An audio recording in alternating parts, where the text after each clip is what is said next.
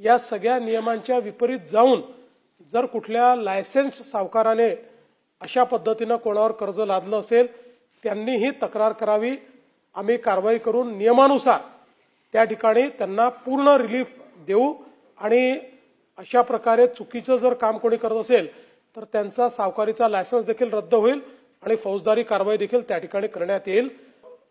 एक बृहन्मुंबई महानगरपालिका असेल, त्याचे कमिशनर असतील, एखाद्या दुसऱ्या महानगरपालिकेचे कमिशनर असतील, आपले विद्युत विभागाचे लोक असतील, अशी एक हाय पॉवर कमिटी तयार करून या समितीला आम्ही एक कार्यकक्षा देऊ की त्यांनी लिफ्टचं मेंटेनन्स, त्याच्या संदर्भातल्या जबाबदाऱ्या, त्या कशा पद्धतीनं तपासणी झाली पाहिजे, तपासणीचा कालावधी किती असला पाहिजे, त्याचे नॉर्म्स काय असले पाहिजे आणि लिफ्ट तयार करणाऱ्या ज्या कंपनी आहेत त्यांच्यावर काय जबाबदारी असली पाहिजे, या संदर्भातल्या नवीन एसओपी या पुढच्या 6 महिन्यामध्ये आम्ही तयार करू।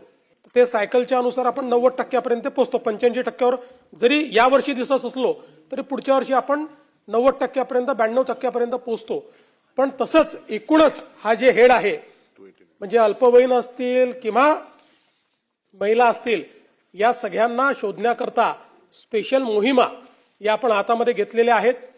त्या संदर्भात स्पेशल स्क्वॉड्स आपण तयार केलेले आहेत आणि सगळ्यात महत्त्वाचं आता प्रत्येक पोलीस स्टेशनचं ज्यावेळेस आपण मार्किंग करतो त्या मार्किंगमध्ये विशेषतः महिलांवरच्या गुन्ह्यांसोबत ज्या बेपत्ता झालेल्या महिला आहेत त्यांना किती शोधलं याच्या आधारावर आपण त्यांचं रँकिंग जे आहे ते रँकिंग करतो। 21 लोकांवर एफआयआर करण्यात आलाय, 11 लोकांना अटक झाली आहे, ज्यात एमडीला पण अटक केली आहे। एमडीला पण आता या ठिकाणी अटक झालेली आहे। त्यामुळे कोणालाच पाठीशी घालण्याचा प्रश्न हा निर्माण होत नाही। परदेशातले भारतीय जे आहेत, स्टुडंट्स आहेत, पर्यटक आहेत, यांच्याबद्दल माननीय प्रधानमंत्री मोदीजींचं सरकार अत्यंत सेन्सिटिव्ह आहे आणि अतिशय विपरीत परिस्थितीतनं देखील लोकांना परत आणण्याचं काम त्यांनी केलंय।